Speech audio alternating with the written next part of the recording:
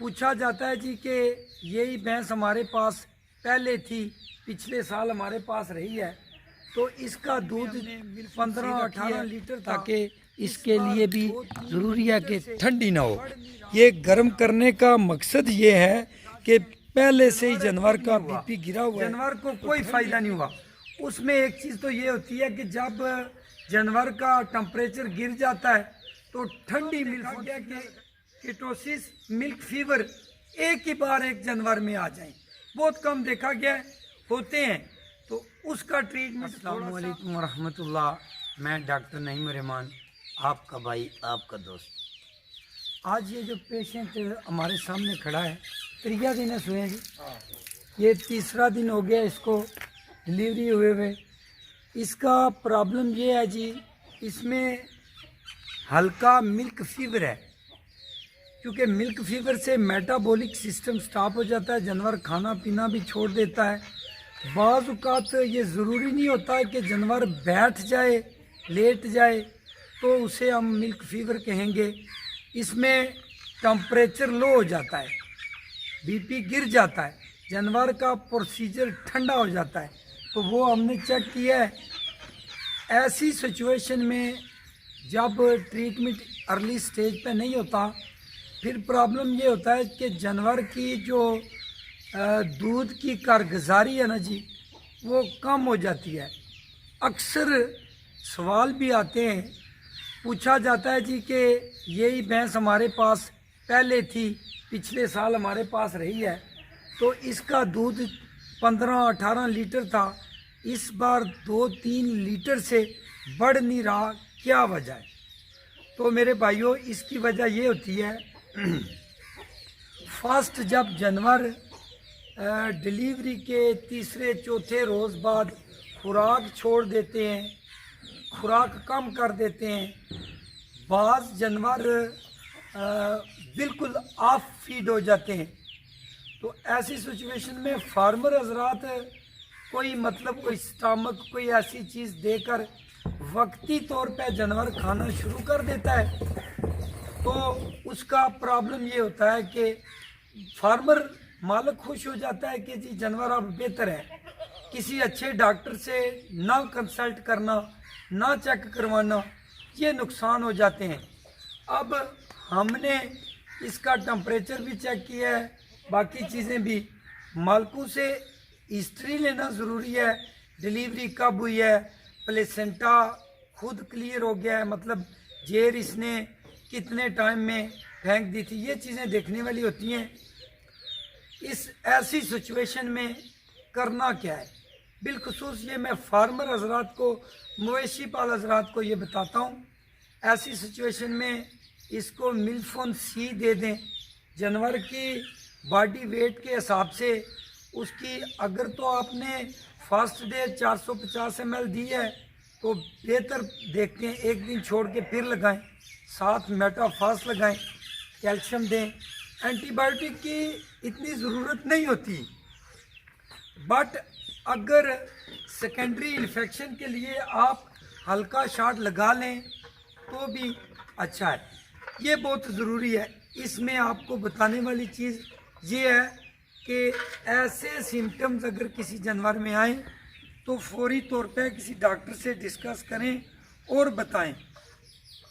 मेरे साथ retired doctor Isaac Zia साहब हैं, उनका भी काफ़ी एक्सपीरियंस है, पुराने लोग हैं, तो मैं चाहता हूं कि उनके भी ख्यालात लेते हैं, क्योंकि 42-45 साल हो गए उन्हें प्रैक्टिस करते हुए, तो हमारा ख्याल और उनका ख्याल थोड़ा सा है, तो मैं चाहता हूं वो भी अपने ख्यालात का इजहार करें। अस्सलाम वालेकुम। ये जैसा आपने बताया है कि ये मिल्क फीवर का स्लाइटली अटैक है, लेकिन इसको इजी लेना इंतहाई गलत साबित होता है बाद में जानवर के लिए, और जानवर के मालिकों के लिए ये अजाब बन जाता है ऐसा केस, क्योंकि ये शुरू में तो आम आदमी इसको मिल्क फीवर लेता ही नहीं। तो जिस तरह गुम अज़ा होता है, इंडाइजेशन या इम्पैक्शन, ह्यूमन इम्पैक्शन, इस तरह इसको उन चीज़ों से डिफ्रेंशिएट करना। बाद लोग तो इसे टाकू कह के तो बहुत नुकसान उठाते हैं, तो इसमें वाकई कि इसका जो है बर वक्त तदारक किया जाए। इसको इंतहाई ज़रूरत होती है कैल्शियम की, कैल्शियम की इंतहाई ज़रूरत होती है। कैल्शियम फास्फोरस अगर बर वक्त दे दी जाए तो जानवर ठीक हो जाता है। इसको इग्नोर नहीं करना चाहिए। कुछ तो डायग्नोज नहीं होता इब्तिदा में, अगर डायग्नोज होता है ये लगा लें, ये रख लें हाँ ये गर्म पानी में, क्योंकि उठा लें, रख दें इसमें। गर्म पानी में हमने मिल्फोन सी रखी है ताकि इसके लिए भी ज़रूरी है कि ठंडी ना हो। ये गर्म करने का मकसद ये है कि पहले से ही जानवर का बीपी गिरा हुआ है, तो ठंडी ड्रिप उसमें काम नहीं करेगी। चलें बाकी चीज़ें तो डॉक्टर ये साहब, जहाँ पे किसान भाइयों के लिए, फार्मर हजरात के लिए ये मफीद गुफ्तगू होगी, वहाँ मैं समझता हूँ कि जो हमारे प्रैक्टिशनर भाई हैं, डॉक्टर हजरात हैं, वो उनके साथ भी ये शेयर करते हैं कि वो इसे इजी ना लें। इसको डायग्नोज करते वक्त ये इंतहाई ख्याल से कि ये मिल्क फीवर की एक इतनी गुम एजे की तरह एक मिल्क फीवर है, हाइडन जैसे हाइडन मिल्क फीवर इसे कह लें आप। तो इसको बर वक्त अच्छे तरीके से इसको ड्रिप लगाई जाए और इसको इजी ना लिया जाए, इसको इलाज मालजे में अहमियत दी जाए, ताकि इसका पूरा जो मिल्किंग पीरियड है उस पर इसका असर होता है और बाद में ज़िम्मेदारों के लिए, किसान भाइयों के लिए ये अजाब न बन जाए।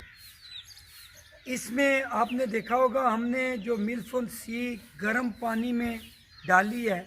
एक चीज़ ये है कि बाज़ ये भी पूछा गया है, अक्सर साथी दोस्त फार्मर पूछते हैं कि जी आपके पास एक्सपीरियंस है, हमने 3 ड्रिपें लगा दी हैं, जानवर एक्टिव नहीं हुआ, जानवर को कोई फ़ायदा नहीं हुआ।